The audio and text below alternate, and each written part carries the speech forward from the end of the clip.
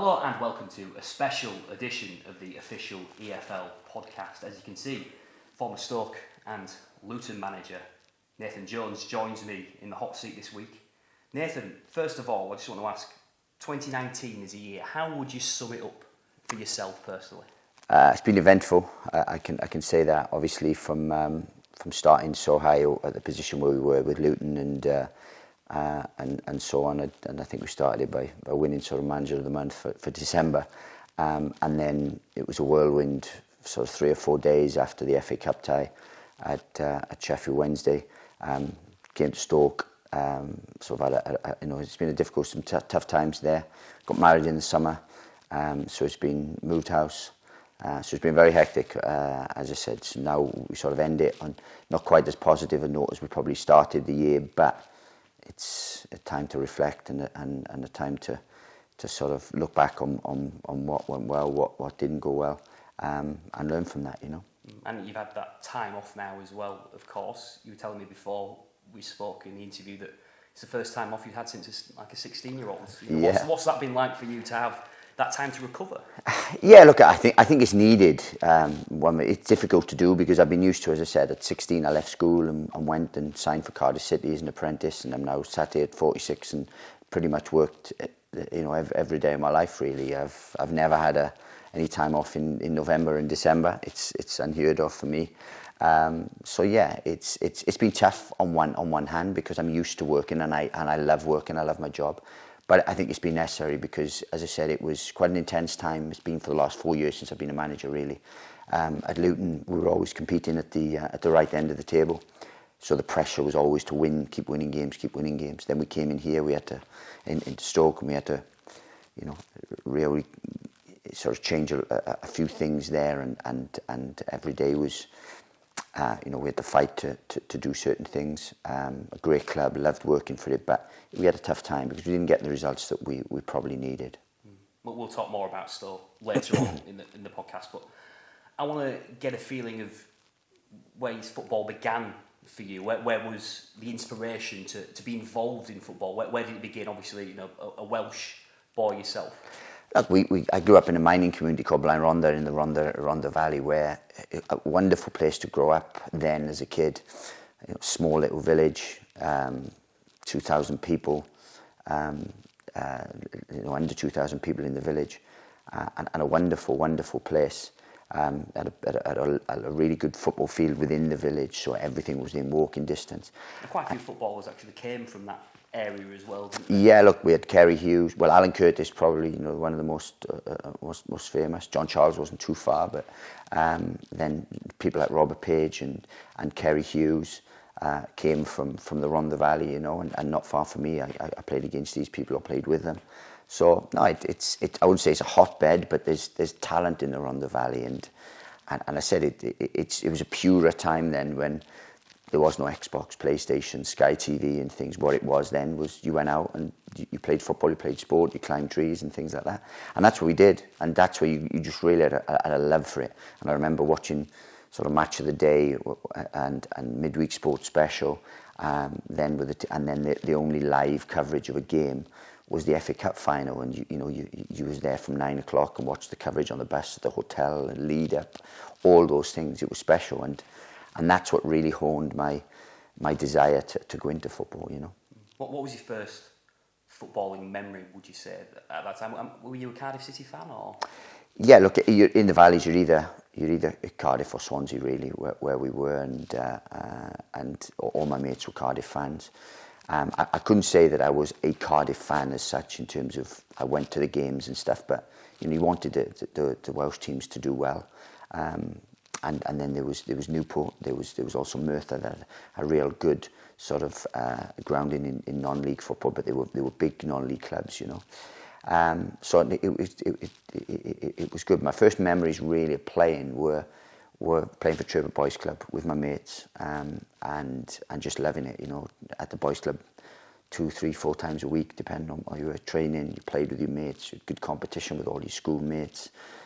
Things like down the valley, Tom Pentra and Astrad and Ferndale, and which were real tough places to go and play football. Clydach, and we went and played against these. And it was great memories, really. And that's what my first memory was, playing with my mates for Trevor Boys Club.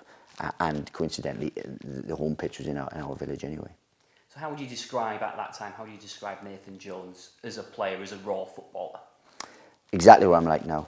Well, I'm not quite as raw now, but as I said, I was full of energy, enthusiastic, keen to learn, workaholic, open-minded, all those things. As a kid, I wouldn't say you're quite you're open-minded as a kid anyway, because you want to learn, listen. But we were on the go 24/7. Fit, hungry, young, enthusiastic, and that's why I'm like now. Obviously, I've developed certain skills in terms of abilities and talents now that have taken some time to develop, but the core fundamental principles and characteristics are still there, in terms of a work rate and enthusiasm and a desire to work hard and to do well. All those things were there then.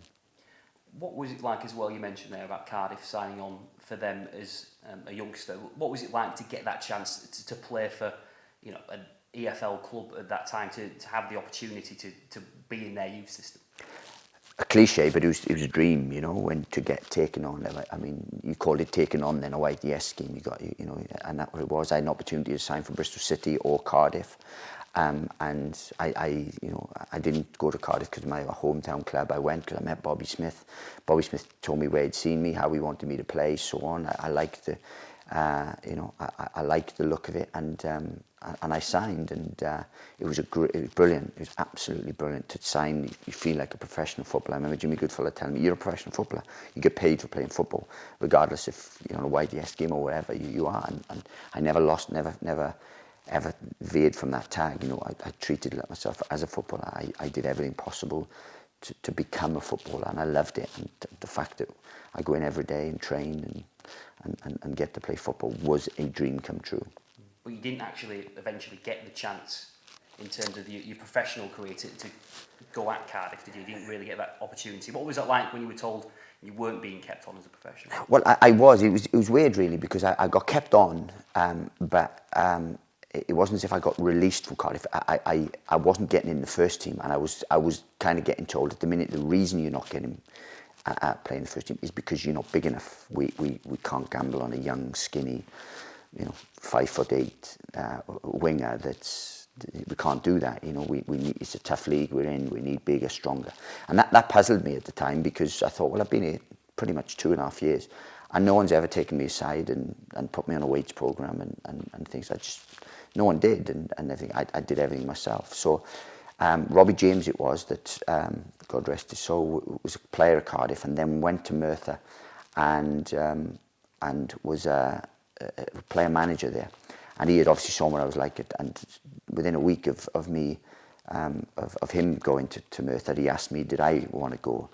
So then I thought, well, do I sit in Cardiff's reserves, or do I go and play in Merthyr in the conference? We were only a league below Cardiff at the time, playing their first team, and it was a no-brainer for me. And then what I did then was there was a guy called Colin Williams who was in my village, that was a personal trainer, was a fitness fanatic, and he took me under his wing, and I had a 1.5 years of just mental fitness and strength work, and that's why I was able to kick on.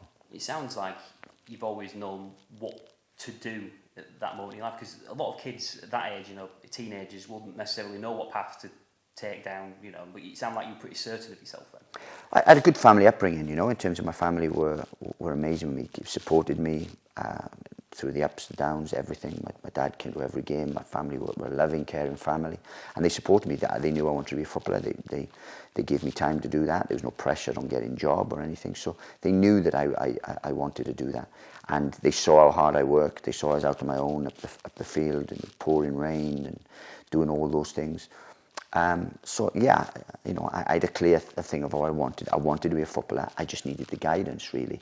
And then as I developed, I said Robbie was one of the first ones to give me a bit of guidance. I remember playing with Tommy Hutchinson, who was a wonderful player for Man City, and at Merthyr I played with him. And these guided me. Then a manager called Colin Addison came in, who gave me a bit more guidance. And then at the end of that season, I was bought by Luton. So, I had a clear path of what I wanted to do, as I would imagine a lot of young people do. What they need is guidance, and that's what I eventually got. Yeah, you talk about the importance of guidance, but how important was it playing, full men's football from a young age in terms of your development? Oh, yeah, of course, because you get tested. And the thing is now, it's totally different now. We often talk about it in the good old days and so on, but the work that we did now wouldn't be allowed at football clubs now. I mean, literally, we played 3 games a week, every week. I would train on the morning of a reserve game with the youth team, because there's 3 or 4 of us that got in Cardiff's reserve team at a young age. But we trained with the youth team, then we ran back to the ground, literally had about half an hour, then had to play a 90-minute game. That'd be unheard of now. You can imagine someone now in some of these academies. I imagine the games are more physical as well. Well, it was unbelievable. And then in the under-23 league, as it is now, but the reserve league then, you had no idea who you was going to play against, because you were playing against men, total men. So it was good. But then when I went to Merthyr, that was one of the best years I had, playing with seasoned pros. It meant something. We wanted to try and get promoted back into the league, finish 4th. So it was only one went up then at those days. But we had a good side, and I learned a lot. And I actually played with good pros there, pros that would either come into the end of their career, or some who had been released from clubs that wanted to go back in. There was real hunger about Merthyr then, and I loved my time there. As a coach, did you bring that mentality into the younger players? Maybe if they weren't getting a chance in the first team, you'd encourage them maybe to go out on loan and test themselves at a lower level in men's professional football? Look, when I've been an assistant manager and a manager, I had a big sort of background in development, in sort of coaching and developing younger players. I did it as a player when I tend to give advice out to people and stuff, whether good or bad. I did. People like Chris Cohen, for example, when I played with him at Luton.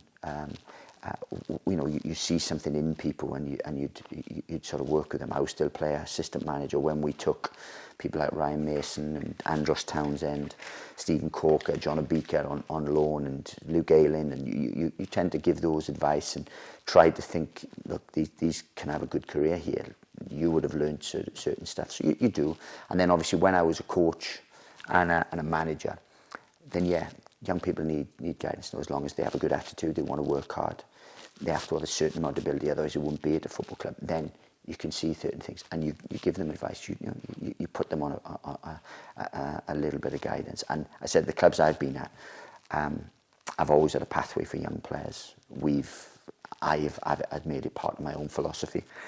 But even at Yeovil, we had to have young players because we couldn't afford seasoned, experienced players. Then I went and worked at Charlton.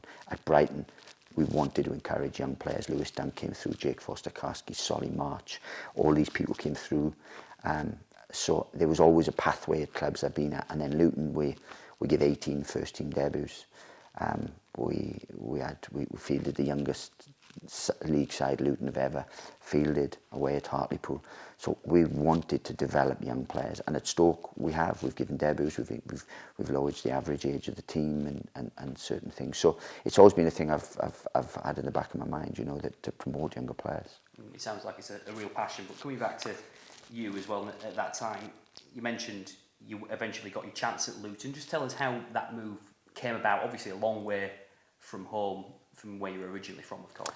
Of course, it came through Colin Addison and David Pleat. I mean, at the time, I was doing very well in Luton, in Merthyr's side. I was a real attacking fullback, playing with good people, and then I had 2 opportunities. I had a chance to either I went and met Ron Atkinson, who was at Coventry, who were a Premier League side at the time, and I met David Pleat, who was manager of Luton at the time. And again, I've got feelings about certain things and make decisions from that. And as long as then I make decisions from my gut, I have no regrets. So when I met them both, I just felt that David knew more about me, had watched me more, and I felt I had a better way, a better chance of really progressing at Luton. They were in the Championship. It wasn't because they were a Championship club. It wasn't anything to do with that, because they had, they were a real historic club, and players like Mick Harford and Andy Priest and players had played for those, the Steen brothers, Ricky Hill, all these players had played, top players. So they were a good club, and I knew that. it's just when I met David, I had a real good feeling about him, the way he explained, the way he talked about football. And I'm still very good friends with David now. And I still love speaking to him like that.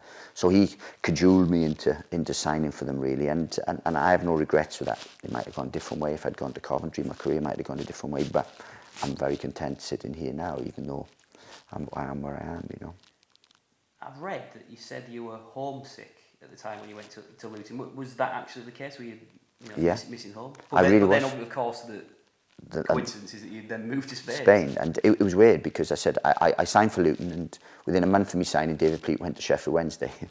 So that then Terry Wesley took over, and it didn't turn out to be the move I thought it would be. But I still actually loved my time at Luton, because I worked under a coach called Wayne Turner, and I learnt a lot of my things that stood me in good stead for my career, and I played until I was 39, were things that I'd learnt under Wayne Turner. So that was good. And then I got homesick, and it was probably the first time I'd lived on my own, and I had to fend for myself, really, because I'd been in digs and so on and shared before.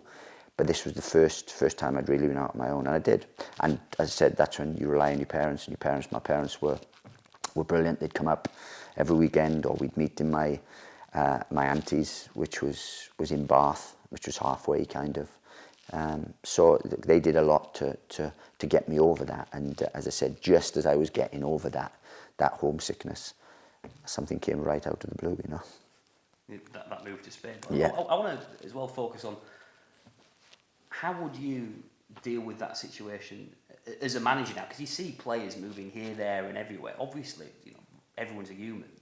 It's difficult to imagine, 16, even younger than that at times, players moving from the home countries, never mind, from 30 miles, 50 miles away. It must be very a sensitive subject for a manager, I suppose. Of course, and look, a lot of work goes on behind the scenes, especially at big clubs now, with liaison officers and welfare officers and so on and so forth. I'm guessing that wasn't the case when you... No, 100% wasn't the case. You was fend for yourself then, and look, you probably learn quicker, and probably have to. It's either sink or swim, but look, now there's a lot more support network in place at every club. At Brighton, I remember I had a fantastic support network of liaison officers and people that would go out and make sure that the families were settled and so on and so forth. And that's even more so for a younger player. So look, I think now it is a sensitive one, because it's not just people think, well, he must have certain ability, this is what he do. One, they have to adapt to a new style of play, to a new team, and so on, and they have to, the expectation and so on. That's one thing. But then when they go away from the training ground, then new culture, food, times, everything, times to eat and so on and so forth. And I had to deal with that as a 21-year-old when I went to Spain. But yeah, those are the things that people tend to forget, because sometimes it takes time for people to adjust, and at times it takes a season for certain players from foreign countries to settle at a club, and then you don't see the best until a year later, and that's something that's forgotten, and I think a lot of clubs neglect that and expect people just to fend for themselves. Good clubs have those support networks in place. Coming back to you though again, that move to Spain, how does that series of events come about? You're homesick at Luton, and you get a move to another country. I mean, that would have been a massive culture shock, I guess. Yeah, and look, and it came right out of the blue, but I'm a born-again Christian, and a lot of stuff has been God's will in my life, and I look back on them now.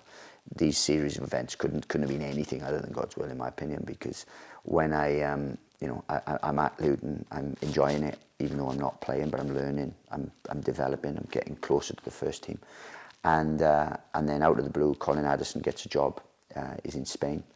He was, with Ron Atkinson with Atletico Madrid. Then he was with Celta Vigo and Cadiz, and he gets a job in a club called Badajoz. They get an injury, and in Spain you can only sign 20. You can only have a squad of 20, 25. It was. So they had one place for a left-sided player. They rang me, and I didn't want to go, if I'm honest.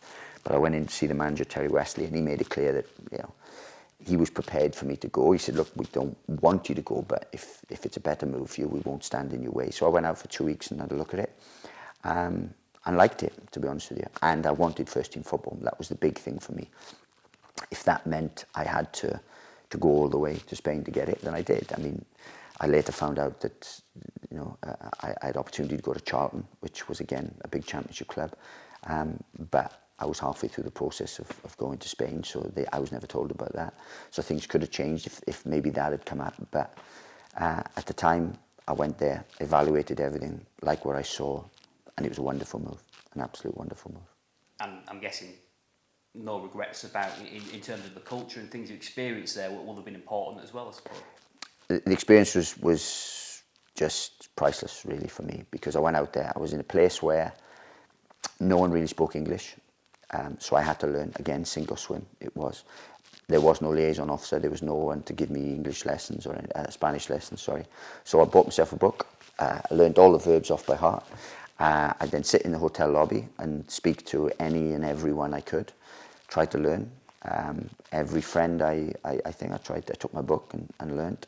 And it was a brilliant learning curve. I learned a lot about, obviously, the culture, the food, wine, all those things, different style of playing, training. I learned a lot about myself as a character because I was the only sort of British player there with an English coach, so I had to earn respect and things, and I did that by my work rate and by what they saw. I was different to them, but a cog in a wheel. So yeah, it was brilliant. Got to play with Tito Villanova, which, God rest his soul, was one of my teammates there in Badajoz. So look, it was a wonderful experience in that club. Then look, that after one season, we just narrowly missed out on the playoffs to Rafa Benitez's his team. And I coincidentally, one of the sporting director for me at my club was Paco Herrera. That was Rafa's assistant in the Champions League years, and is now assistant manager at Birmingham. So small world, the football world, isn't it? Crazy, yeah. You meet good friends, and good people as well, and it's good to see good people because Paco's a good guy and good people, and obviously. Rafa was building a name for himself at Extremadura then, and they just narrowly by one goal got promoted instead of us. In terms of that experience, how did the players at the club respond to you coming in as well? I mean, being the only British player, can't speak a word of Spanish. How did they take to you? I think at first they were probably sceptical because they thought, well, is he a spy? First of all. But I quickly sort of gained their respect, really. Some of them might have thought that you were there to help the manager out. Of course, and I wasn't often on the bench, so that didn't help in terms of my favouritism thing. But no, look, I gained their respect because, one, I integrated in the culture. I was learning Spanish, quickly. Within 6 months I became very, very proficient in Spanish, that I was able to do all my own interviews, TV programs, things like that. So they saw that, and I had a respect. Then how I trained, I don't think they've ever seen anyone train like that in Badajoz, even to this day, in terms of the fitness levels and what I did, because I think they thought I was crazy at times. It was a different way of training. They were more technical, I was more right in your face sort of thing. So it was brilliant. It's a great learning curve for me, and technically I had to improve quickly. I thought I was technical, but till I went out there I had no idea. And the goalkeeper was a better player than me, so I had to establish a level of proficiency with that. And but brilliant, really. Because obviously we've seen the foreign influence in British football after probably when you played. Oh yeah. Look, we had at Luton, we had a few foreign players there. We had a few Danish and Norwegians, and things. Vidar Reiseth, who played when they went to Celtic, was with us. Boncho Genchev, who had been in Ipswich and then had come to us. Johnny Vilstrup. We had a few foreign players there, and Ian Foyer was American. But the real influx started, I think, with the Premier League when players really started, when they really started to come over. Arsene Wenger, I think, brought a culture, different kind of culture over here. And then when the foreign players started to come, they started to change the environment of football clubs. The professionalism, drinking culture started to fade out. Dietitians and sports scientists started to come in, and then it was a different world. Sounds like it benefits your approach to football as well. You come across as someone who's very passionate about being driven in the training aspect and the way you should live, I suppose. Yeah, but as I said, the biggest thing about me was I was open-minded. I think looking back, I didn't know it at the time, but I was open-minded and I embraced change. And I think that came from a family upbringing. I trusted in God, so I didn't care where I was. If I had to go and play on the top of a volcano, I would trust God to do it. It was just one of those things. And I went to Spain. I opened my mind to a different culture. I had certain ways of training and things that sort of I was comfortable with, and then I opened my mind to different things, and I had to become more technical. I had to fit into a shape that was different. I had to slow my game down. I had to speak to people differently, and I embraced that and things. Yeah, I've never lost the passion and the enthusiasm, my fitness level, my energy. But then I honed different things about my playing career. Now, I didn't have an illustrious playing career. I played in the Championship for 5 years. Most of it was at League One, but I think every club I went to, I enhanced in some way with my attitude or the way I went about my work, and I got promoted 5 times. So, at a relative level, I was successful.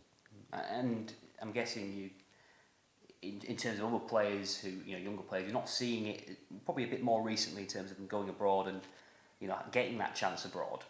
Is that something you'd encourage as well for other people to do, or is it about, every player finding their own journey, I suppose? Look, I would encourage it if it was the right thing to do. So I don't think that contradicts it. It's a wonderful thing to do, and I would encourage everyone to get as much life experience, football experience, education as they possibly could within their life, because you've got one life and you should live it. But it might not be right for everyone. I think you see now. I think before it was only experienced players. You look at the likes of Guy Lineker, you look at the likes of Steve Archibald, John Toshak went away. John Charles was one of the original ones, ironically enough. At Juve and clubs like that, where it wasn't the norm. It went against the grain really, and very few foreigners came into this country. Now I think it's open. It's very, very open. Now a lot of players have gone out there. Steve McManaman and Paul Ince. You look at all those have gone out and played in Italy, Spain, respectively. But you look at now, it's a trend now where top young players who are not getting an opportunity at their clubs because of the pressures to win things at their clubs. Because I don't think, at Liverpool and that, it's not that they're afraid to bed young players in. It's just they can't afford to lose a game, so they tend to go with more experience. And then those top experience, the top young players that are coming through need to get that experience, and clubs are open-minded enough to let them to go out and to play. Look at Jadon Sancho, people like that. There's Ethan Ampadu now has gone out to Germany and things, rather than sit and play sporadically for their first team. Yeah, sounds like something you'd encourage. But how much did you talk about Colin Addison? How much of an influence has he had on you personally and your managerial career as well? I don't think it's much on my managerial career, but I did like how he managed. But he had a vast influence on my playing career. He obviously liked you, didn't he? Yeah, and he saw something in me when he first had me at Merthyr, then took me to Spain. That and then he was instrumental in me going to either Luton or Coventry.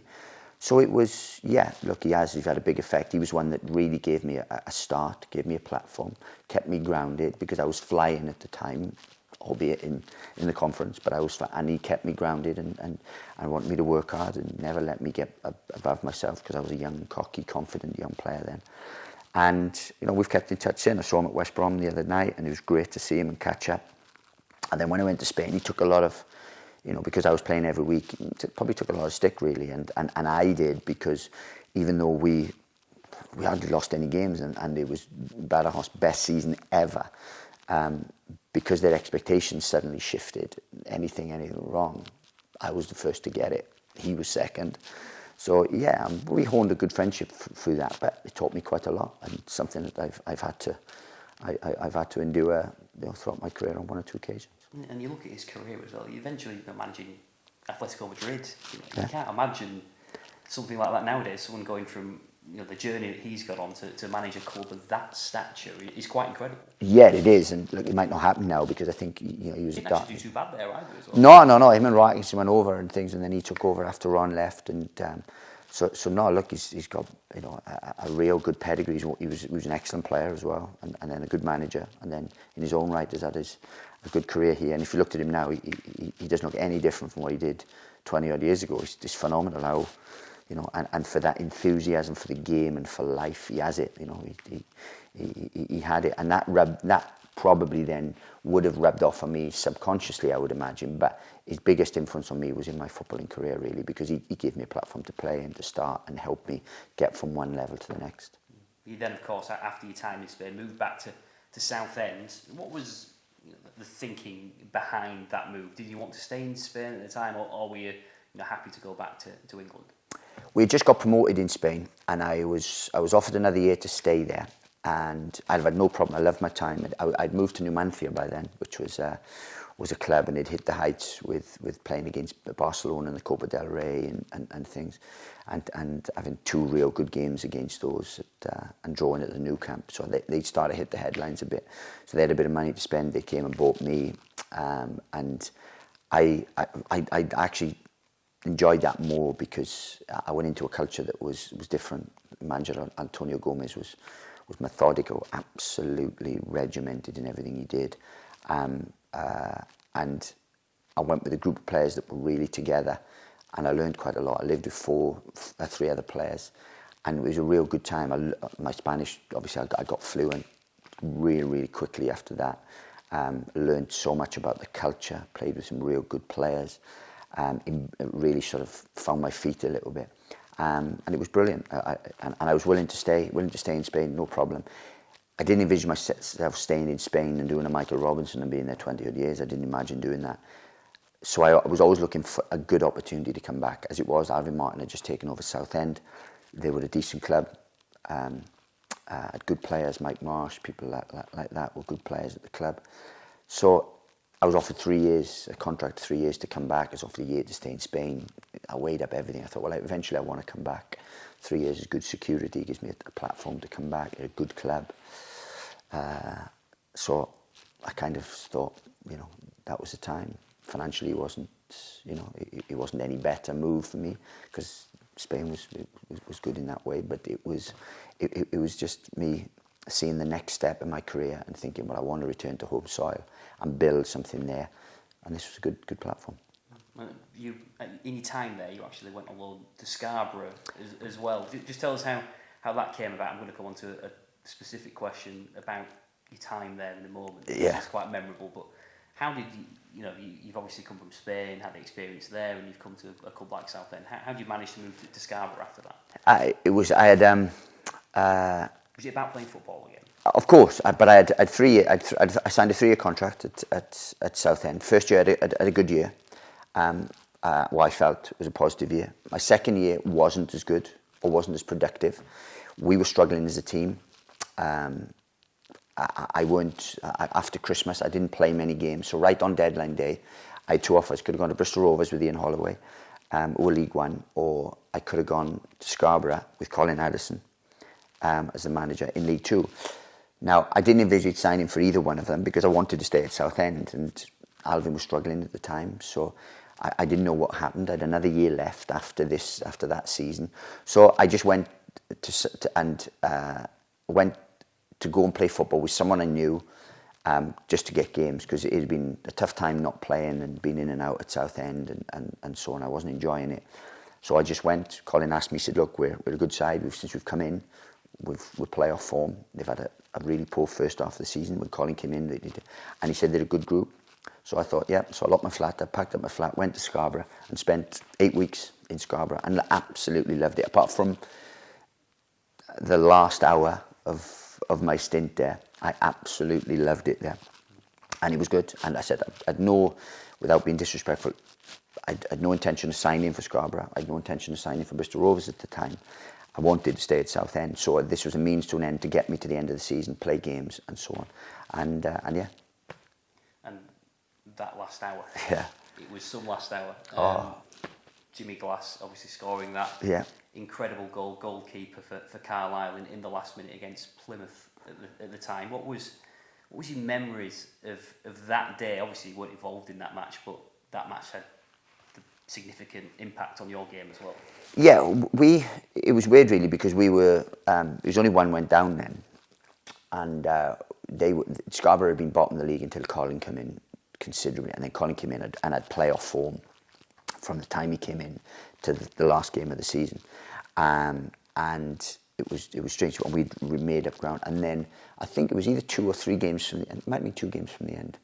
We actually played Carlisle at Scarborough, beat them 3-0, went above them, and thought, that's it now. Our momentum was far better. They were going that way and we were going that way. And then I think something happened in the final but one game. So we went into the game, we were above them, and we just had to equal their result. Not better it, equal their result. Only a win would do for them.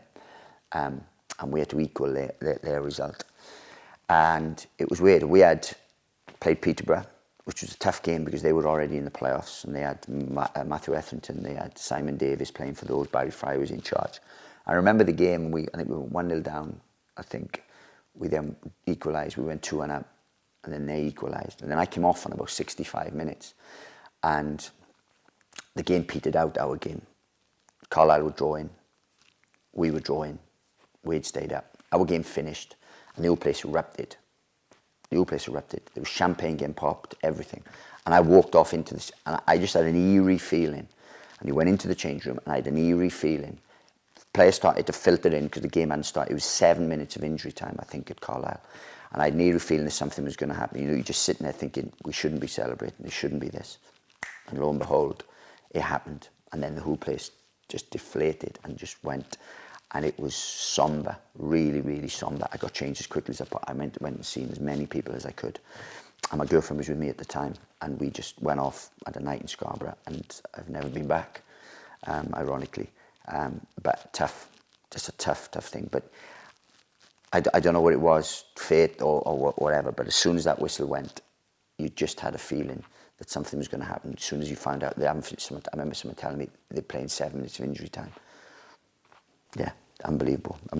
Probably one of the most incredible moments in Football League history, if you look at it, a goalkeeper scoring in the last moment of the game. I mean, when you let that process now, do you look back and not think fondly of it, but is it a memory that that you have ingrained in you? Of course, and I look fondly upon it because again, the people of Scarborough were superb. They were famous for McCain's chips. It was in McCain Stadium. I remember it. It was a beautiful place.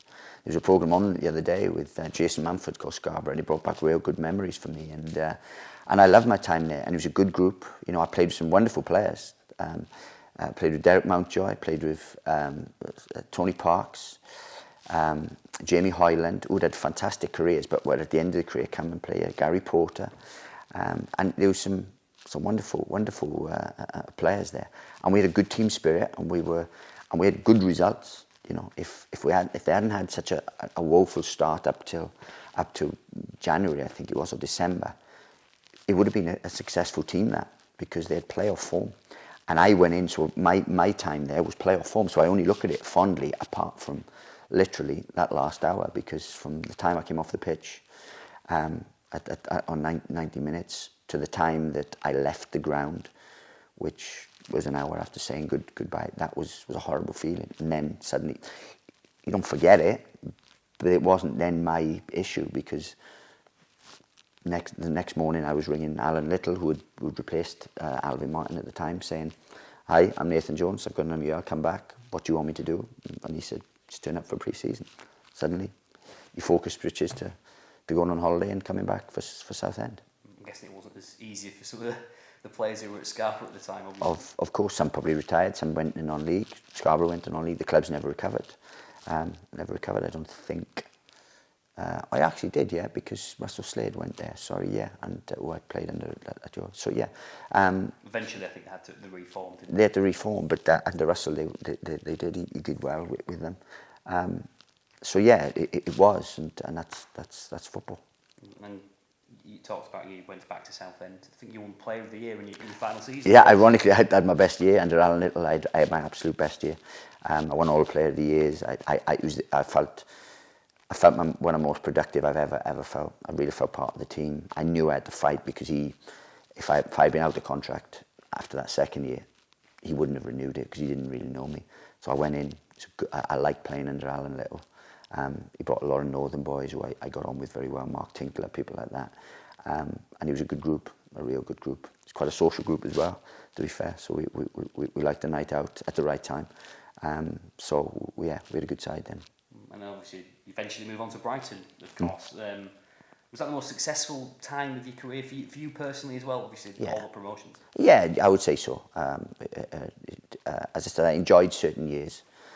Luton was a real good learning curve for me. We got promoted in Spain and we went 29 games unbeaten, and I think around about 22 wins in that, which was a phenomenal run. But in terms of playing for a club, I loved my time at Brighton. The group was unbreakable, and we achieved great things, and it taught me really what if you get a good environment, you get the right recruitment right, you can achieve anything. You really can. And I signed because what Mickey Adams was building. Mickey Adams pretty much had signed the best player from most League Two sides to get them out of there, and invariably they were good enough for the Championship in the end.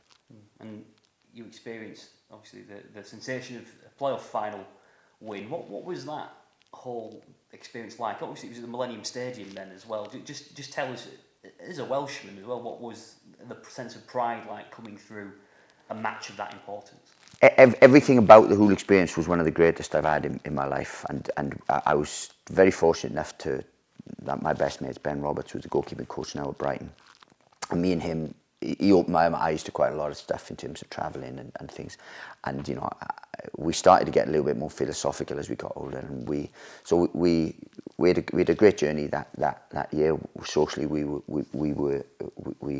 went out and mixed and so on, and we had tried to have different experiences and do different things, and then when we got to the final, we stayed at St David's Hotel, and I remember us sitting, drinking about 3 or 4 coffees, sitting on the balcony at St David overlooking Cardiff Bay, and just saying we should be just, you know, savouring these moments because they don't come around very often.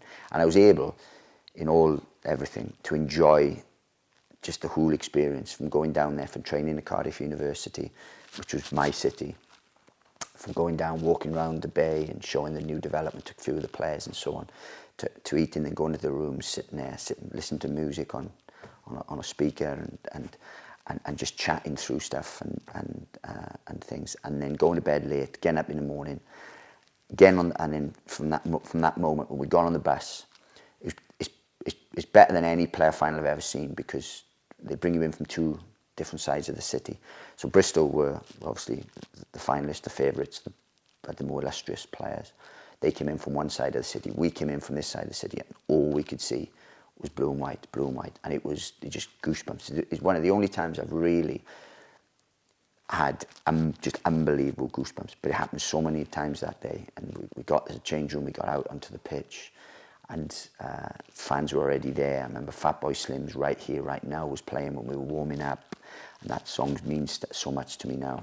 Coming out from the tunnel, I just felt a heat, because there was flames, there was these huge flames that you had to walk through, and I just felt heat and noise and atmosphere. It was a surreal day. One of the worst games ever, which we liked because we could ruin a game no problem and win it, and then we just waited for one opportunity. We had a goal scorer, Leon Knight.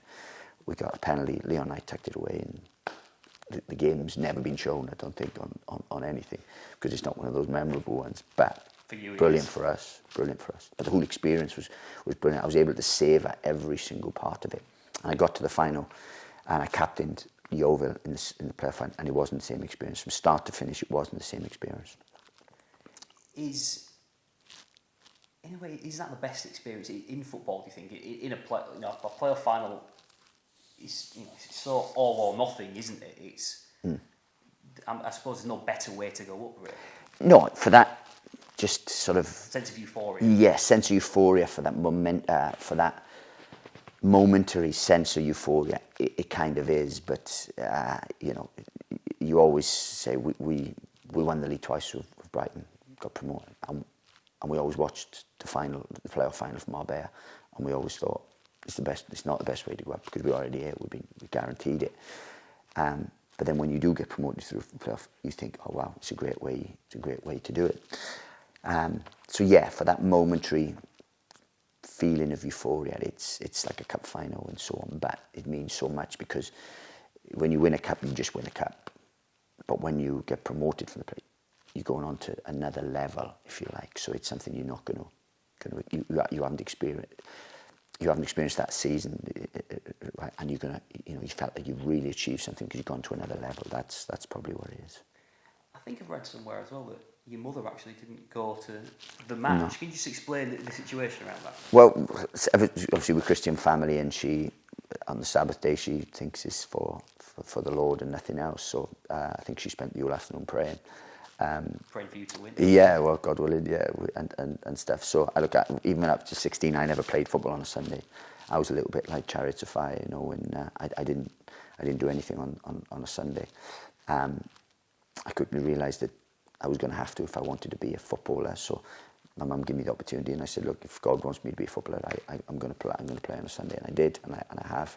But she didn't go to the final, and that was 2 finals because the Yeovil won as well. Yeovil Blackpool's on, so she didn't go to either. My dad did, but my mum didn't. Was that? I don't know. Do you accept that? Is that? Of course, we live our life by Christian values and stuff. That's my mum's sort of choice. I didn't think, my mum has been there for me all my life. My dad's been there for all my life. If it's one game they can't come or they choose not to come, that's not me turning around and saying, well, I owe them quite a lot. If suddenly my wife now tells me I can't go to that game, I don't get the ump there because she's there pretty much every time, And coming back onto your career though, you said there you moved on to Yeovil, ended your career there as well. Is that when you thought about coaching more? Did you move into it straight away when you were there, or was it a gradual process through your years at Yeovil? I haven't officially retired as a player yet, by the way. But still fancy yourself? I absolutely don't. But there was never any official retirement thing. But I just stopped, kind of thing. But I am, I've finished. But when I exclusive now. Yeah. But when I went to Yeovil, that's when I started to embark on it. But I knew, and strange, pretty much when I was at Brighton, my late 20s. And this is not me being defeatist or pessimistic, because I'm not. I'm an optimistic, hard-working, suck the life out of everything type of guy. But I knew I wasn't going to be a Premier League player. So I started to look at certain things when I was 27, 28. I studied a lot what Dean Wilkins at the time was doing at Brighton, because he was a good coach. I wrote a lot of stuff down that I'd learned from Antonio Gomez in Spain, from then Steve Coppo that I worked with at Brighton, Mickey Adams. And I studied people, studied sessions, I'd look at sessions, wrote sessions down, started to build up a portfolio and a way of that I could see myself coaching, and that, because I knew that I would need another career, and I always felt that I was able to affect players more by talking and things than just being a footballer. So then when I went to Yeovil, it was a decision I consciously made to prolong my career. Brighton were in the Championship. I wasn't playing regularly. It was a wrench to leave Brighton because I loved my life. I loved everything about it. I loved the club, good people. I had 5 opportunities, five offers to go elsewhere. But when I met everyone, I just felt that I would have had longevity in my career under Yeovil. There's nothing else to do in Yeovil without being disrespectful. Knuckle down, play football, develop. So I went there. Within about 3 or 4 months of me going there, chairman pulled me and said, we see you being here long term, so do all your badges, so that gave me an encouragement. But I was already down the line with badges, already down the line with structural coaching and so on and so forth. I was looking at it later, but you actually coached in America, didn't you? As an 18-year-old, as an 18 and 19-year-old in the pre-seasons, Soccer USA came over. Their link was Gavin Tate, who was our youth team boss at Cardiff. They wanted conscientious guys to go out and coach. We did it. What a wonderful experience. It'd take me hours to explain all the experiences I had, and they were all good, absolutely all good. It was a phenomenal time. So I did, but that was just coaching kids, passing drills, letting them do 5-a-sides, a little bit of babysitting when the mums drop them off, and so on and so forth. So it wasn't exactly structural coaching, but I started to develop that. But when I was at Merthyr, I then coached Trevor Boyce's under 18s. I was only 19 at the time. 19, 20 at the time, but I coached the under 18s. So that's when I really started to coach structurally and really have a passion for it. Then obviously I went football-wise, couldn't do it, would do it sporadically in centre of excellence and so on. And then when I went to Yeovil, that's when it really, coach Yeovil's women's team started to really develop a real desire to coach, and to coach, not to manage, but to coach. And I did, and enjoyed it, and I enjoyed sessions. I would evaluate people's sessions. I'd speak to managers, coaches. Sometimes they found that weird, but I wanted to learn. And I did, and that's when it was. And the chairman there said to me, do your badges because we see you being here long term. What do you, if you look at it now, what would you say you enjoy most, playing or coaching? I know it's for most people it's an obvious question to say playing, but I get a sense from you that you get a massive buzz out of coaching players and young players as well. There's no substitute for playing football. Don't care what anyone tells you. There's no substitute for playing football. It's the best thing. It's the best thing you can ever do as a job, as a living. It's the most phenomenal career, And now with the vast amount of money involved, they're added. But for me, it was never about money or anything. It was always about just surviving and being a professional footballer. And that's the hunger that burnt within me. And I love being a footballer. Next best thing was obviously coaching it and managing it. Now, I've got a greater buzz from managing and seeing my team perform, especially Luton, because it happened a few times at Stoke. But the buzz you get from seeing everything come together is better than playing. And I've contradicted myself slightly there, because week in, week out, just the training element of being a footballer is phenomenal. And then every now and again, you get moments when you're a manager that are unbeatable. And I've had plenty of those, especially at Luton. I had them when I was a caretaker at Brighton, away at Fulham, when everything came together on the night, and it was phenomenal, and away fans. And that buzz is, if you could bottle that. But yeah, so, I do love when I'm out. I'm a manager that manages, but I'm a manager who coaches, and I'm a grass manager, in terms of, I'm out on the grass, I coach, I like to get my philosophy over, I like to get my style of play over. Because you don't actually see a lot of managers nowadays that don't necessarily, take part in the sessions themselves. I'm guessing that's pivotal for you in terms of your approach to what you want to achieve. Of course, and look, and I've had to sort of...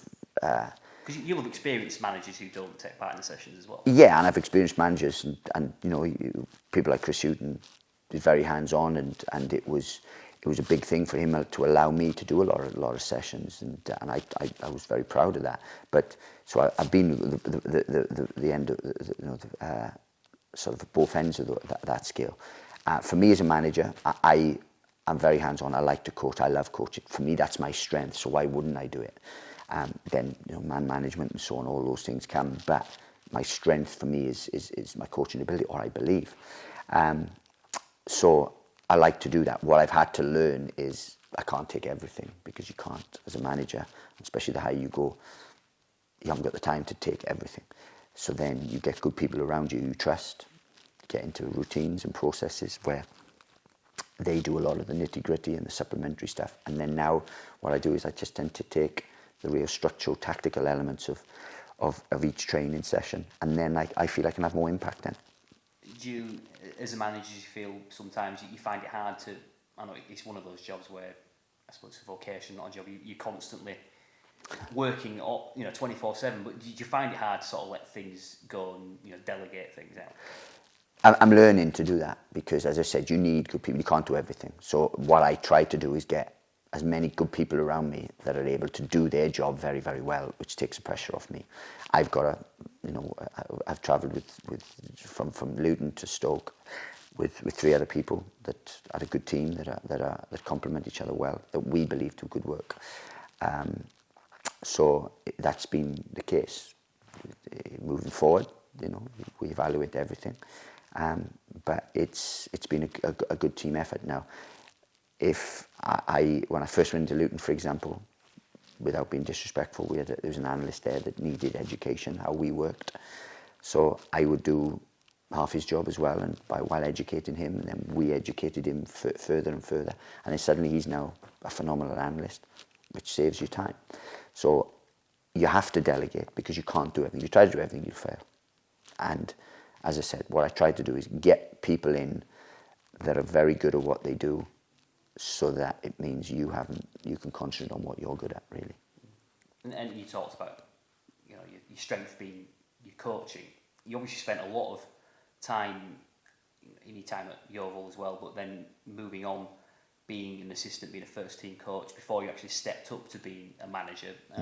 Brighton obviously being one of the clubs where you made the biggest sort of impact.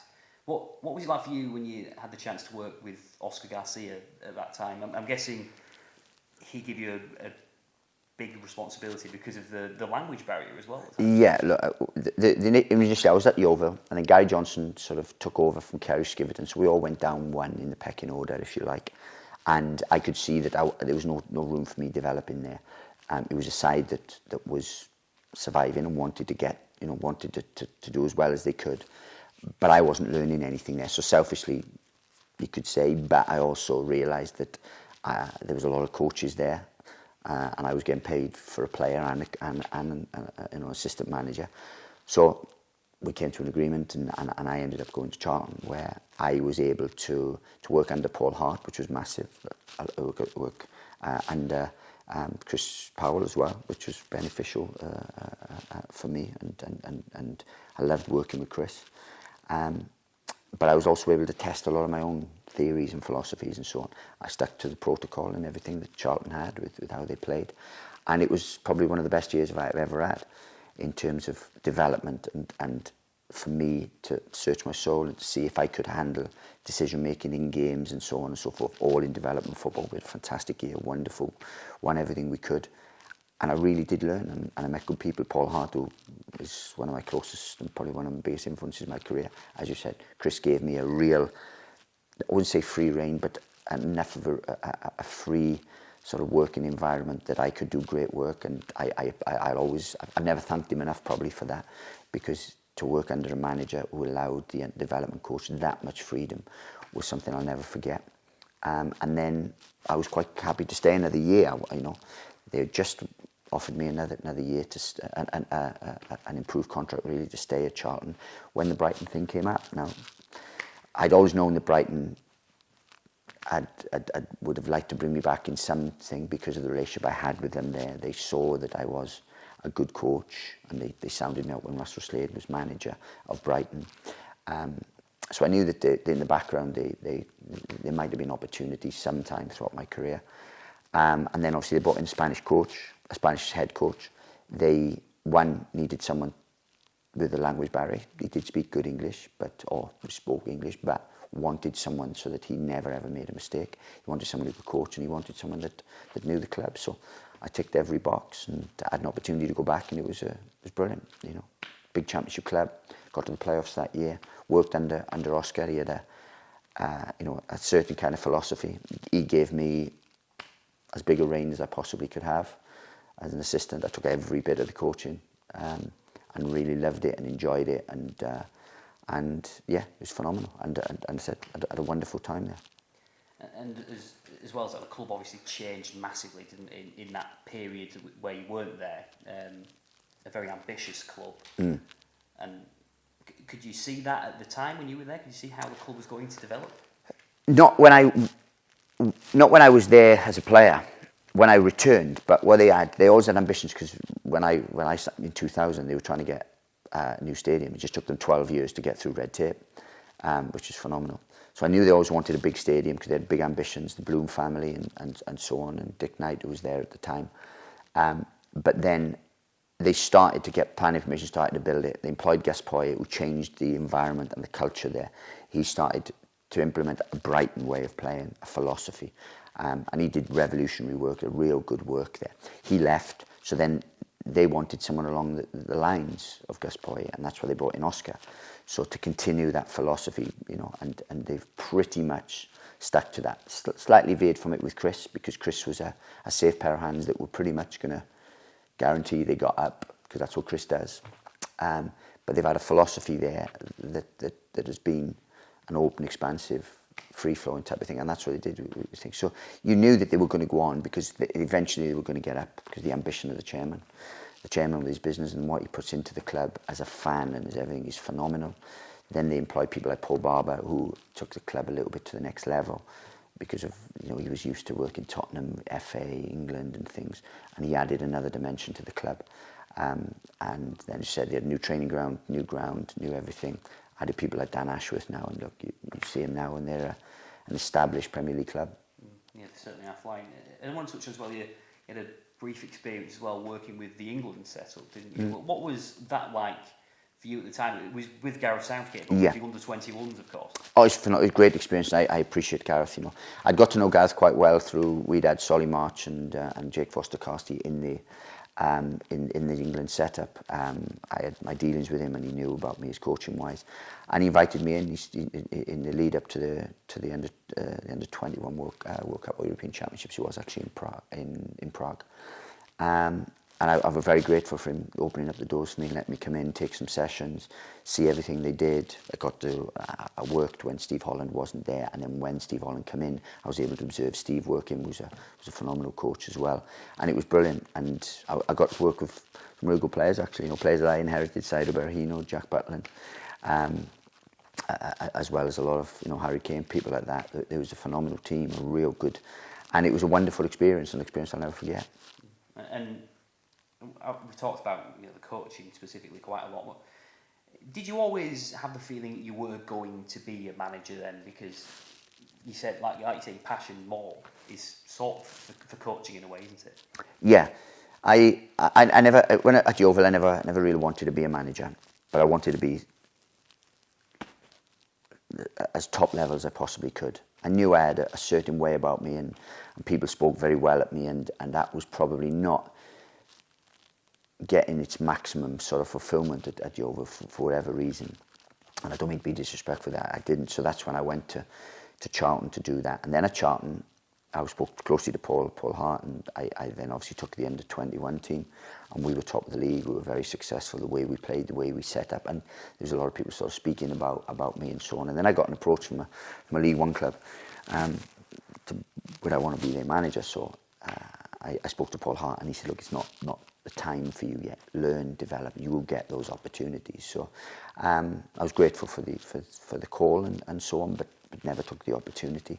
And then when Brighton came up, I worked closely with Oscar, and then it wasn't until the full year with Oscar that I really believed that I could be a manager, because Oscar was very specific in what he wanted, very thorough, very rigid, but a lot of the sides he left to me, the discipline, scouting.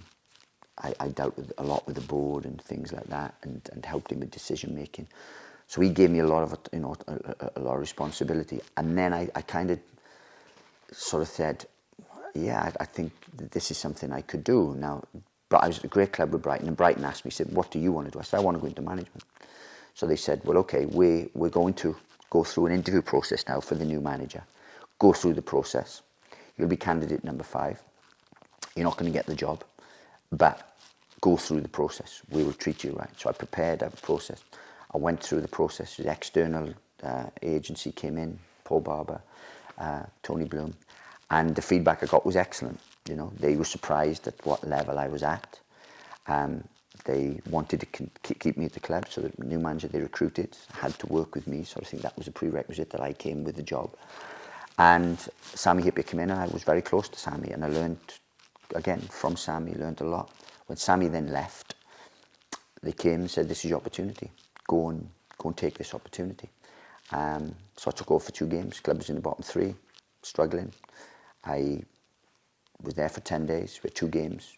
Drew 2-2 with Reading at home, beat Fulham 2-0 away, got out of the relegation zone. Then they appointed Chris Hughton. So I kind of felt at that point that I was ready for management. You got your taste for it there? I got my taste for it, yeah. And I felt I was ready. And if I'm honest, I wanted the job. I wanted the job at Brighton. I wasn't ready, but I felt I was ready. But now it was the right thing, and I sulked for about 24 hours and moaned and things. I spoke to Chris. I spoke very openly to the chairman, to Tony Bloom, and they were, your time will come, bide your time. We don't think you're as ready as maybe you do now, and we want a safe pair of hands where we are, and so on. And it was totally the right thing to do. I didn't see it at the time, but looking back on it now, it was the right thing. I wasn't ready at that point to run a championship football club. I wasn't ready then in the position they were. I wasn't ready to take the club forward in the way that Chris did. I thought I was, but I wasn't. And it took me a year and a half working with Chris, and then my time at Luton, to really understand that was the right decision. You talk about obviously going into your time at Luton. Just tell us though, you touched it there, the process of becoming a manager, the interview process. How does that work? Is it different between different clubs, or is it very formulaic? I don't think it's just is a certain structure to how certain. I've been to a number of interviews. I've been to a number of interviews with clubs, and pretty much got the job every time. And I haven't taken all those jobs, but I've gone and stuff and think. When I was at Brighton, they gave me permission to speak to a few clubs, and I did, but they weren't right for me at the time, those jobs. So when I went to the interview process, Luton was different. I went, I met Gary Sweet and the chairman.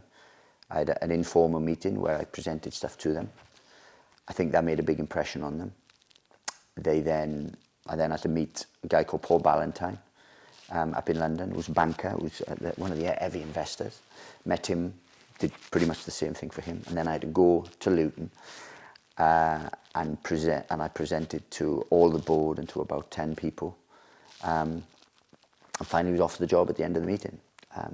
If I'm honest, I probably felt I had the job after the first meeting, but it was one of those things. With Stoke, with Stoke, it was slightly different, and they had to approach Luton, and then I went, and it was like an interview process, but they wanted you. I think they wanted me anyway, and it happened so quickly that was the thing that was tough. But as I said, with the Brighton one, I went to a hotel in London. A very posh hotel in London. I had to wait downstairs. There was others on the day, and I know who was interviewed that day. So then I went to a room. I had to go up. I had problems plugging my laptop in and stuff. I had a 3.5-hour interview, and it was very formal, and then feedback and so on. So they've been different. Essentially, it can be like what people would say, like he's applying for a regular, academic job, I suppose. It can be, but for me, I have a certain thing about me, a presentation which says this is how I work, this is what I do, this doesn't veer from here, this is how we recruit, bam, bam, bam. So the level of detail is far greater. I don't imagine many, apart from, I think if you go for like CEO jobs or things like that, the level of detail, there's nothing regular about a football interview, about the interviews I've gone to anyway. Because, I think it was Thomas Christiansen at Leeds United. Apparently, the strength of his interview got him the job there. And you see, obviously, it's not necessarily the be-all and end-all, but you can really make an influence to chairman and the people in the boardroom. Of course, but I think you need to do that because people make a shortlist on perceived ideas, or so there would be 4-man shortlist of probably Stoke or whatever. Luton would have had 4, 5, 6, 10. You don't know. Man shortlist, ones they identify and say, right, we'll go and speak to these. Then some may narrow it down and it may be a second interview, or some may be impressed enough by certain things and just by one interview. So look, I think each process is different, and they're obviously impressed by certain factors about it. I don't think a total random. I know of some managers who have just been total randoms who end up getting the job because of the strength of the interview. But realistically, Stoke would have done a lot of homework on me. They would have seen it. They would have monitored. I would imagine the other championship clubs that I've met did a lot of homework on me. Did the due diligence they would have done would have been of a high end. I want to talk about Luton now. Obviously, you came in there, not the easiest situation when you initially came in. In that first season, do you try to get your philosophy through to the players, or is it just about security? Ensuring that you finish the season and you're relatively safe and you can move on from there. Initially, you have to go in and make sure because they were precarious. It was 18th. They were 18th in League Two. So initially, we had to make sure that we got a few results quickly, while implementing certain standards. Now, a philosophy, a lot gets talked about a philosophy and thinks it's a shape. Your philosophy is not your shape or what you play. Your philosophy is your work, how you press, your discipline, how you act, your respect. Yeah, systems come into that, how you move the ball, all those things. So my philosophy doesn't change whatever system I play. A lot has been made of a diamond system that I use. But I use a diamond and a 4-3-3 at Luton, an equal measure. At Stoke, you use a diamond 15 out of 38 times. But it was the philosophy, the way that people work, how you act, how you train, how you press, your respect, all those things, who you recruit, how you recruit, all those are your philosophy. So at Luton, we had to go in, we had to get results pretty quickly, which we did. We drew our first game, won our second game, which kind of gave us a little bit of breathing space. And then we won 11 out of 20 games, so it was a decent time. But then I had to change the environment at Luton. We had to. Initially, I went in on my own. I brought Kevin Nugent in, who was someone I recruited for the level because he knew the level and was a hard-working, well-respected coach. And I had to change a lot of the environment around there then. Change of how they acted, change of how they trained, change certain things, stuff that how they thought, how they prepared. And we had to do wholesale changes. The training ground wasn't ideal. It was porter cabins. They were more interested in playing table tennis than actually working hard. So we had to change a culture there, and we did that. And we had 4.5 months, 5 months, 4.5 months to change the culture and the environment there, or to start that process. Then, and the board were fully behind me here, then we had to move players out. So we moved 10 or 11 out, brought in 8 or 9. You took 12 out and brought 8 in. 8 or 9 in, so we had to reduce the size of the squad as well, but we wanted to add more quality, reduce quantity, add quality. Then we recruited for philosophy then, in terms of how we wanted to play and so on. So we had good signings at the end. Danny Hilton was probably the catalyst. I signed Alan Sheehan and Glenn Ray, who were on loan, signed them permanently. So we got our recruitment right, but the board bought into it. We changed a lot of the environment aesthetically. We got rid of the table tennis, made a Pilates area, improved certain elements of the equipment for minimal cash. Bought second-hand weights and so on and so forth. Really didn't put massive money into the budget, but put into pitches and stuff like that so that we could improve every single part of it. And then we recruited a better quality of player, human, and an athlete. And that's what we did. What would you class in your philosophy? What is the most important thing you're looking for when you are managing a football club? The most important thing you're looking for? Top player. If you get top players that are intrinsically motivated, that are good athletes, it halves your work. So recruitment, essentially. Recruitment's just massive. We did very good recruitment at Luton, phenomenal recruitment at Luton. But what we did that first year, we signed a number, and then what we did was add jigsaws. We had a plan. Went into Luton and said within 4 years you'll be a championship club. We did it in 3, but we had a plan. So and what we said to them was, every time we recruit, we're recruiting for the next level. So if you're bringing in anyone in League 2, they have to be able to handle League 1. Otherwise, you're just going to be constantly recruiting. You're going to be constantly changing personnel, squad, and you're going to get no continuity. So anyone you sign now has to be for League 1. We did that, so we didn't have big overhaul. Then when we missed out on the playoffs, we said next year we're going to go up. So players you sign now not just have to do well in League 1, but probably in the duration of their contracts they're going to have to play championship football. And that got tougher. But we did. And then when we did go up, players we signed in League 1, and there was only 3 we signed actually, had to be for championship football. So we were always thinking one step ahead, and that's what we did. We got good recruitment. Look, the board were fantastic with me. Chief exec, good relationship in terms of we put everything back into the environment. You know what I mean? I never went in and asked, I need 2 million quid, I need 1 million quid. He said, look, we've got a bit of money, what do you want to do? I said, buy us an Alter-G machine, which enabled people to come back quicker from injury. Can we have Pilates mats? Can we do this? Can we do that? So we get little tweaks all the time. So I suppose that helps you as well in your recruitment because you're bringing the players and showing them around. showing them around and stuff. But not only that, the work we did, a lot of our recruitment was done word of mouth. A lot of word of mouth. People said, you've got to come here, this club's going places. You know, we signed Andrew Shinney because he was best mate. We signed Andrew Shinney and Elliot Lee, that were two top players for League One level, for League Two level, sorry. They both came from championship clubs because Elliot's brother, Ollie, was there, and his word of mouth was, if you want to play in a high tempo, progressive, wonderful football side that's going places, this is the side. And they both dropped down 2 divisions to come and play for us. And that's how we ended up recruiting. People would word of mouth and speak. And players would already want to come. By the time I met them, they already wanted to sign for us. And that's the way we got to. And how important was it for you? You mentioned the influence of the board and them giving you sort of freedom in terms of how you wanted to spend the money. But how important was it that they, I know you weren't unsuccessful, but that they give you that time to build something, because you really saw it at the end of your time at Luton. You were flying essentially, weren't you? Yeah, but what they did was they didn't give me a free rein because I had a close relationship with Gary Sweet, who was the chief exec, and they saw the work constantly they were doing, and I relayed everything back to them. I would open our doors to the board, so they actually saw the processes that were in place. So when I went and asked them for 10 grand for something, it wasn't a problem. When I asked them, will you spend X amount of money on James Collins, they knew that people were going through the roof, and they knew that this was an investment. This wasn't an outlay, this was an investment.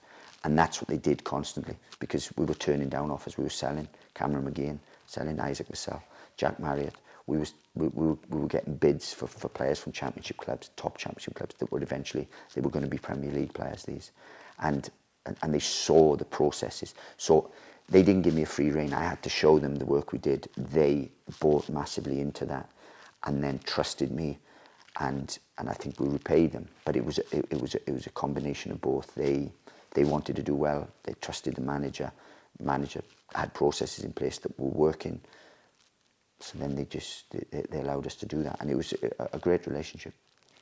And to have the experience, your first experience in management, and to be successful and to have that promotion, what did that mean to you personally at that time, and what was the feeling like for you in terms of how it contrasts with your playing career and get promotions in your playing career? What was the difference? Oh, it was better. It was better than getting promoted as a player, and I know that because when you're promoted as a player, you are part of a team, but it's something you achieved.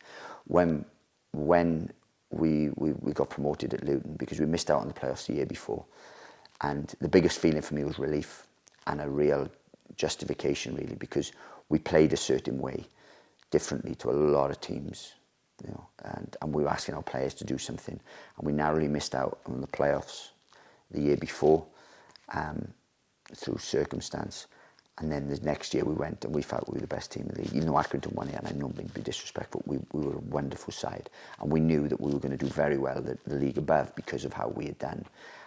We were above the level side, in my opinion, and again, that might come across as arrogant, but it's not, because we had a belief within us that we were a championship club, that we were a top League One side playing in League One, and eventually at League One we knew we were a championship side playing in League One. But when we got over the line at Carlisle and drew the game to get promoted, the relief it was. There wasn't euphoria, it was relief.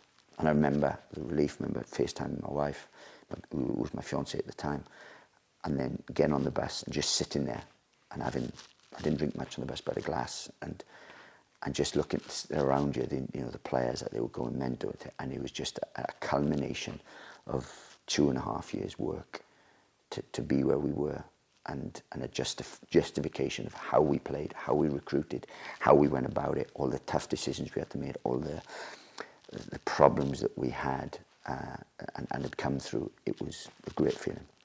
And the following season, was the immediate target promotion? Yeah. So you my knew eyes. that you had a team that could, or should maybe go up into the Championship the year after. Yeah. I believed wholeheartedly that we were going to go straight through the league. I recruited that way, and it's not me, but after the event, with hindsight, saying that every player that I signed, I said, we are going Championship. We will go through both leagues. We believed it. I spoke to Paul Cook, who had gone up with Portsmouth, left Portsmouth to go to Wigan, and then got promoted with Wigan. And he said to me, there's nothing in that league that you need to fear. Ironically, because the first 3 games we had 1 point, we went to Portsmouth and were phenomenal on the day. It was as good a performance as we've put in. We made an error and they scored. Jamal Lowe scored. But I knew, even after the game, I knew we were top side. And we had just gone to Fratton Park, 17,000, and been very, very good. Then our second game was home to Sunderland. We'd just come down. So a tough one. We drew 1-1, and that was a championship level game. Good game, fair result. And then we went to Peterborough, who were top of the league, who were flying, and we lost 3-1. Should have been 3-2 because we had a penalty that was overturned, which was nothing short of disgraceful. But they were flying at the time. Steve had them really counter-attacking well, and they could have beaten us by more, to be honest with you, from the first half performance. But our second half performance did enough to say, well, we're in a decent place. Then we played Southend, we played West Brom in the Cup, and were excellent on the night. And I knew we were in a good place. Then we went on an unbeaten run right up until we played Barnsley on Sky. And we lost to Barnsley on Sky 3-2. Should have been 3-3 because we had a penalty. Should have had a penalty. But those, for me, were the 2 best sides in the league. And I knew it, the 2 best sides. I had a phone call from David Sharp, the old Wigan chairman, after, that said, you 2 are the best. I said, statistically, I'm sending you some stuff. Don't get down, because we were 5th at the time. Statistically, you are the best 2 sides in the league, far ahead of Portsmouth, Sunderland, Peterborough, all those. You'll be the sides that will go up. And I believed it, because I looked at them and I thought, these are the only sides that could be better than us or on a par with us. And I went into the board on the 11th of, I think it was the 11th of February, 11th of November, or around about that time. We were on a way, they had a board meeting, and I said to the board, be ready, because we're going up. And they were taken aback a bit, because they knew we had a good side, but they weren't. And I said to them, be ready. And there they were, because we believed it wholeheartedly that we were one of the best 2 sides in the league, and we showed that. And look, after I left, they had to show that themselves, not with me not being there. I suppose it was credit to you, though, that when Mick Harford did take over, he said he changed nothing at the time. Do you take great pride in the fact that he said that, I suppose? Yeah, and look, Mick would say that he's a humble guy anyway and stuff. So I'm not quite sure that he did nothing, because tactically, never mind how good the environment was and the thing, yeah, they stuck to the same training week. They used the same players, same system, same shape, same set players, everything. But managers really earn their money on match day, really. So he would have had to, motivate them. He would have had to, well, yeah, he would have had to motivate them, but these were a self-motivated group. But what he would have had to done was manage game situations, because you don't just roll over teams. In game, he would have had to make decisions, subs, tactical decisions, so on, which he did, which, to his credit, meant they got promoted. So when he says I did nothing, I think he's just being, he's being very sort of humble there, really. But what they did do, as I said, they didn't change too much. And I've been at a club where at Brighton, where we lost Mickey Adams and Peter Taylor come in, and he didn't change anything. We continued to win the league. The following time, Steve Coppell left, went to Reading. Mark McGee tried to make wholesale changes, and it derailed us a little bit. We ended up getting promoted, but it did derail us because we were top of the league when he came in. So that was a credit to Mick, really, that he had enough humility to say, this is a well-oiled machine. Continue. That he didn't think, I've got to put my own stamp on it. I got it. He didn't. And he had the rewards. He guided the team to promotion, and that's a credit to him. It's a credit to the people at the club for trusting Mick to do that. But it's also a credit to all the staff and players who, not many clubs, after losing the manager in the circumstances they did, and that was my fault, can keep going and can keep winning and can keep grinding out results, and when they get knocked, can recover. Phenomenal group of players. I suppose it's credit to the board as well for making the decision to keep Mick and not actually bring a manager with a different philosophy in place. Look, and they took the time on that. I think they put Mick in caretaker charge, and then as Mick continued, they just did. It's not broke, don't need fixing. Did you give them any advice? No. Look. If I'm honest, and it's the first time we've probably said this, I didn't leave Luton on the best of terms, if I'm honest, which saddens me, and pretty much the majority of that's my fault. because everything happened with Stoke so quickly. It was done. It was a whirlwind. It was naively enough for me. I wasn't experienced in leave. When I left Brighton for Luton, for example, I had a golden handshake going out of there. I left everyone with everyone's blessing. I was able to do it the right way. No problem. I spoke to the manager, took his advice, and it was, it was as smooth an exit as you possibly could have. When I went to Luton, it all happened so quickly, and I regret. That's one thing I regret. I regret the fact that I didn't get a chance to go back and speak to the board, that I didn't go back and get to speak to my players and staff and the people around the club. I regret that I wasn't able to explain the reasons why I took the job at Stoke, and that's a big thing that saddens me, really, because it tarnished a lot of good work. You say regret. You move to Stoke. In hindsight, do you have any regrets there at all, considering the way it's played out in the end? Absolutely not. You can't have regrets in terms of that, because I regret how it was done, because I could have handled it better, and that's my only regret. In hindsight, you could have said, yeah, but if you'd stayed, you'd gotten promoted, you'd have been. But life don't work like that. Life doesn't work like that. At the time, Stoke had just come down from the Premier League. They were at the biggest budget in the Championship. They were a wonderful club. I met the owners, who were phenomenal owners. I spoke to people about the owners who are as good owners as you are likely to have in league football. So everything was in place, really. All we had to do was go in and recreate the work that we did at Luton, and we were going to be a Premier League club. It just didn't prove that way. In terms of when you first went in, though, what was the approach? Obviously, there was a lot of negativity around the club at the time. That hangover, obviously, of coming down from the Premier League, not really recovered, but probably not in danger of relegation in that first season. But how did you approach it when you first came in with those players? And in a way, knowing that negativity was already there. Look, I didn't know too much about any negativity. I didn't know too much about the environment, and that with the speed of my appointment, I was on. 1 minute I'm preparing for a game we're playing at Hillsborough, and then I'm off for a couple of days in Brighton because we've got. Then I'm actually watching a game with Sunderland, because we had Sunderland on the Saturday. The next thing you know, I've got an approach from Stoke. Is it tunnel vision, I suppose, when you are a manager of a team? You don't focus on. I didn't look. You do focus on leagues, of course you do. You have to watch the next level that you're going to get to, and you have to watch players that you potentially you might. I think, but you don't have an situation. Yeah, but you don't have an individual situation. You hear things and so on and so forth about if there's any problems or a manager's good or so on and so forth.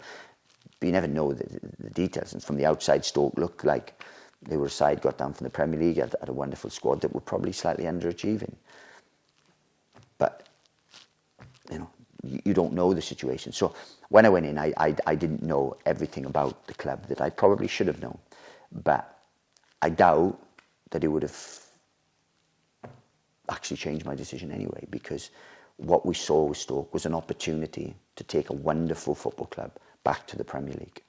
We believe in our work. That's the clear message I have here is we believe in our work. We were 18th in League Two with a side that wasn't playing good football, that wasn't scoring goals, that wasn't with 6,500 Luton fans. We left the club in the top two in League One, going to get promoted to the Championship with a team full of assets, with a ground that you couldn't buy a ticket in because it was full, playing a style of football that they haven't had since pleat years.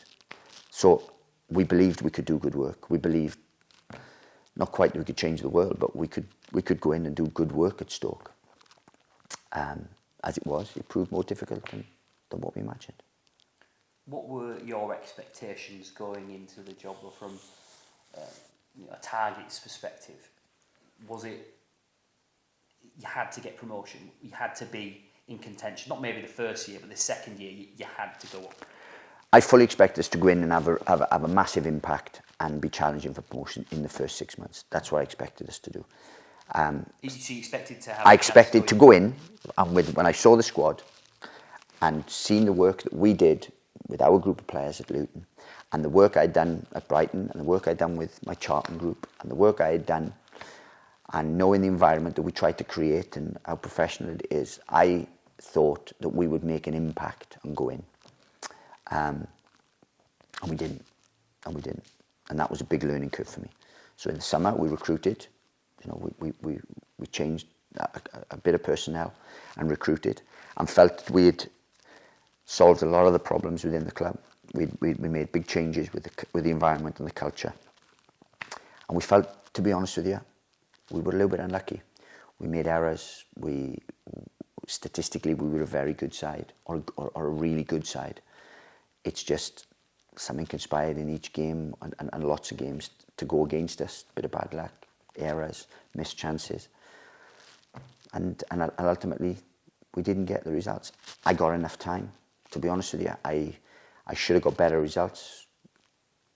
And it was difficult. And I've learned a lot from this experience. But I had great owners that were patient, that wanted to do as much as they possibly can within the constraints the clubs had with profit and sustainability. And I'm now writing a journal and evaluating all my time there and things, what I could have done different, what went well, would I have changed anything, and so on. And I've learned a lot from that, because there's certain processes that certain things I would change slightly, but it was just a difficult time, and one that's invaluable for me in terms of my learning curve. Would you say it's the most difficult time of your career? Of course, but it was one of the biggest clubs I've been at, one of the biggest expectations I've had to deal with. You had to manage, a tough environment at times, because they had, there's a group of players there that had been constructed by sort of 4 managers over a number of years in 2 divisions and stuff. And there was a lot of things we had to deal with there, and it was a big learning curve for me. Stuff that courses don't teach you, pro license didn't teach me that. And so on, and one that was a great learning curve. Look, I'm sad that we didn't get the results, and maybe I should have been slightly more pragmatic in my approach, just to get results which would have bought me more time, which invariably I could have changed the entire philosophy of the club.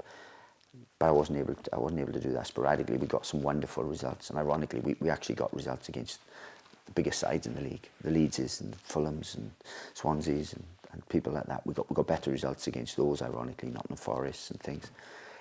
But there was just an air about the club, and when I this season, where just one thing would go against us, and it was difficult to come out of that spiral. It seemed as well that maybe individual errors were costing you a lot at the time. How, as a manager, how do you manage those situations of individual errors? I mean, a lot got brought up about Jack Butland making high-profile mistakes for you, but how do you manage that player in those situations? Because obviously Jack Butland is probably a world-class goalkeeper on his day, but he probably didn't do it for you this season.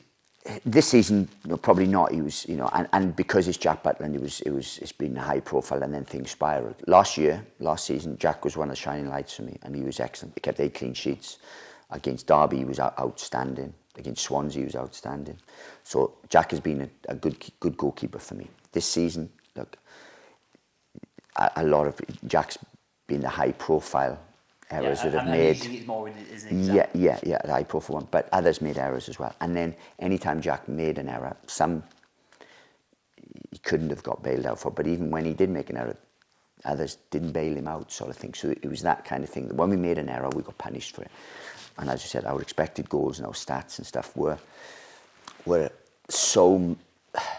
We should have been in such a different position, because we were, as I said, much documented about the Leeds game. We didn't deserve much from Millwall at the end. Last game we were poor on the day, and Preston, we never gave ourselves a chance. But apart from that, we had a better expected goals than pretty much everyone we played against. And so it showed that we had good processes. It shows that in there was the remnants of a good side. It's just, when you make errors and you keep getting knocked, it tends to deflate you. So we were never able to build any real momentum. And after the pre-season we thought that we were going to build that momentum, because we got to the end of the season, we'd evaluated the environment, we'd made changes, we'd sort of did different things with recruitment, brought in a hungrier group. We felt not as high profile, but a hungrier group. Great pre-season, went into the first game, and then set the tone really. Probably a lot gets brought up about confidence, and confidence levels across Stoke in general have obviously not been the best since that relegation from the Premier League. Is there anything that you could do about that, or is it circumstance when it comes to confidence? No, look, I think with hindsight you can go back and maybe concentrate on something that you didn't concentrate on when you're in there. But look, we could have thinking, could we have done more psychological work on recovering from setbacks? But we didn't know that we were going to have the amount of setbacks that we did, because they were a good group, they trained hard, we were quite fluent in our play, we created a load of chances. You just think it's going to turn, because the process is there. If you do these processes and then it'll change. You won't continue to have bad luck. It's just we continue to have bad luck. And then when we didn't play well, we got punished for it. And then we did play well, we made an error, got punished for it, and things were happening. It was out of your control, really. I'm not passing the buck, because I should have somehow got results to buy me more time. That's my biggest sort of disappointment and a touch of regret in there. But we believe we've done good work. We believe in there. We changed a lot. Michael O'Neill now has a better environment and a culture than previous managers took over with. And we concentrated a lot on changing that. Maybe we should have just concentrated on just purely getting results any which way but loose, and then trying to change the environment little by little. Is it difficult as well with the fact that that being in the Championship, it's not as much media scrutiny as the Premier League, but there is a high level of scrutiny, and these mistakes are being highlighted so much in the media, for example, that does that come through to the players and to the staff? Because obviously it's in the faces at times, isn't it? Well, you might do, but look, we're very thorough. I'll watch five games of opponents leading into the game. I watch our game, I debrief our game on a Tuesday morning. We come in, we debrief, we show them what went well, what we could have done better, certain things. Players are not stupid, they see what happens, They see that when we have 65% of possession, and when we hit the bar twice and the post twice, that when we have 22 chances, 30 crosses, the opposition have 4 opportunities which are not clear cut, and we end up losing 3-1. They know, hang on, we haven't actually played that bad there, but an error or something, that has cost us. So they're not dull, they know certain things. It's just when you keep getting rocked by that, it does drain a little bit of confidence from you, because you're half expecting things to go wrong. I think there's some sides in the Championship now. I spoke to a manager the other day that's going through similar things, that things happen and they're expecting the worst rather than expecting good things. You look at West Brom at the minute. It doesn't matter what position West Brom are in. I think they expect to get back into a game regardless. They can be behind, they can be playing poorly. I watched them at Wigan the other day. Wigan were excellent on the day. West Brom were nowhere near the levels they have been showing lately, but somehow found a way to get a result.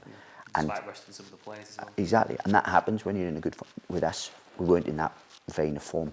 So when things were going really well, I think in the back of their mind they always thought someone's going to make an error here, or something's going to happen here and cost us, and they never really kicked on. We had some wonderful performances, Against Bristol City, we started like house on fire, 12 minutes, 1-0 up, had another chance, really fluent. Joe Allen gets sent off.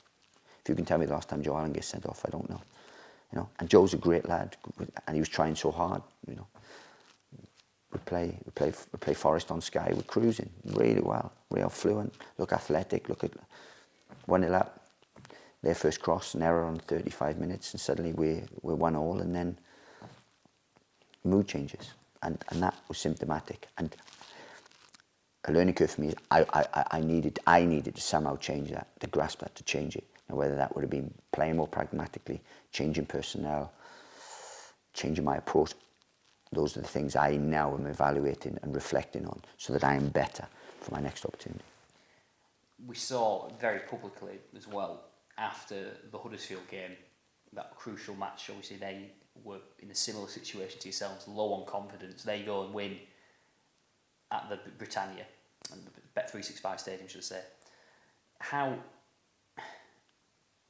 after that match, what was your thought process going into that interview after the game? Obviously, it looked to people that you were about to get the sack, essentially. You looked defeated, you looked very upset about the situation, and it looked like you were struggling at the time. I wasn't struggling at the time. It was a tough time, and I'm an emotional guy anyway. It's right after the game, and if the owners had made a change then, I wouldn't have been surprised because of the nature of the position we were in. We actually didn't play too bad on the night. We were the better side. They had one chance after 5 minutes, one chance after 79, whatever it was, and that was it. We just had all the play, just couldn't really get a breakthrough, couldn't really show it quality. So I wasn't really, down about the performance. It was just the result was everything really, because they were in a tough time themselves. They leapfrogged us, and it was it was difficult to see things turning then. So when you come out immediately after the game, it's raw, it's thing, and I don't tend, maybe I need to learn a little bit more, but I don't tend to waffle after games. I don't tend to try to put a positive spin. It was a disappointing time. I was disappointed, and we were doing everything we felt we could to turn that.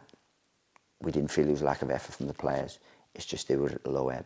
So if the board had decided to make a change then, they would have been well within their rights, and I couldn't have had any arguments. I spoke to the owner the next day and I said, no, I don't want to go out like that. I don't want to go out on that. I said, whatever happens, we'll go to Swansea, then you've got the international break to do whatever you want to do. I said, it's a tough game at Swansea anyway, but I'm going to prepare the team, and then we'll see where we are. And they trusted me to do that, and we managed to get back-to-back wins. So you think it kind of turns from there. And it was probably our most complete performance the whole season in terms of how we pressed, how we worked, how we passed the ball, chances created, everything came together. We still should have won by considerably more goals, but 2-1, the manner of the win was a good one. And we saw how much it meant to you as well when you won in those situations. Was that a sense of relief, or was it just the frustration coming out, I suppose? Look, I do that. I engage with the fans quite a lot. Anyway, I did it at Luton, and it's not fabric. The point of that, you did it more than you did at Stoke. Because obviously we won more games, you know what I mean? And but I want them to feel, because I'm a manager that's passionate, that works very, very hard, that immerses himself in the club, in the culture. I'm not motivated by my money or by prestige or anything like that. I'm motivated by my work and what I want to do. So when we got those, and then you see fans travelling and see fans persevere and put up with stuff, they want to let off some steam, and I do. So I want them to know that they can relate to me and I can relate to them. I'm working class. I'm what they are. I was the biggest Stoke fan for 10 months ever, because it was my life depended on it. So I wanted Stoke to win more than them, trust me, because my life depended on it. And I wanted them to see that. And when we had good opportunities and good results, then I wanted to share that with them and to show that I was delighted and euphoric. I didn't just walk down the tunnel and think, right, I'm gonna come home and drive my nice car and things. That's not me. That's not what motivates me. What motivates me is seeing those and the team perform and respond, and to see the players respond and the fans respond. And they were brilliant, and they were really brilliant. Yeah, look, social media, and a lot of people get on social media, but the fans in the stadium and the people, the feedback I've had, never left me, never ever left me, wanted me to do well. Even now, I get so much that we see the processes you were changing. You were unlucky in certain things, because I think if we probably had 7 or 8 more points, I wouldn't have lost my job. The owners would have seen the process. The owners saw the processes that we were doing and the work we did, and it was just they were forced into it. With the results we had, I can't have any complaints, because they were forced into doing it, really. And to see the team after you leave then have that win at Barnsley and score 4 goals, what's your feeling after seeing that and processing that after all the work that you've done, and then all of a sudden the new manager comes in? Michael O'Neill makes a point of, obviously, he's not spent hardly any time with the players before the game, and they go out and put a performance in like that. Well, look, I think that says a lot about others than it does about me in terms of things. But look, you don't look at that initial game when you leave and things, because there's going to be an upturn. And actually, the first game I left was when I left before the West Brom game, and against the West Brom game, they didn't put in anywhere near the performance and were comfortably beaten by West Brom. Then Michael O'Neill comes in, so there's obviously going to be an uplift and so on. And then they go and produce against, at the time, Barnsley, who were bottom of the league. So you have to put a wake-up call for the players as well, isn't it? A little bit of a wake-up call for the players in terms of everything and so on, and circumstance. They're going to be lifted. Certain things happened in the game that gave them. The goalkeeper made a couple of errors, I think, on the day and so on. So a lot of things changed from that day. But I want Stoke to do well because I'm not bitter. I'm not bitter and look back and think, Stoke gave me an opportunity. John and Peter Coates, the board, and the people gave me an opportunity. I didn't take that opportunity for whatever reason. The fans were brilliant with me. The people around the club, the staff were brilliant. I love the club. It's in my heart. I was very grateful for the opportunity. So I got no bitterness for them. I hope that they do well. I hope that eventually they get back to the Premier League, because for the fans and for the owners of that club, that's what I hope. Now, yes, they're going to have varied results now, but Stoke will end up where they deserve to be, end up over 46 games. So regardless of who's in charge, that group of players, wherever they end up this season, it'll be they deserve to. Now, they've had 14 games with me. It hasn't quite clicked. We had good stats and so on, but didn't get enough points. Michael's now gone in there. He's got mixed results so far, but wants to implement his way. So we'll just have to see. We'll just have to see if they suddenly, the exact same group of players, go on a 10, 15 game unbeaten run and get in the playoffs or finish top half, then look, you can look back on it and say, yeah, I failed to get the best out of them.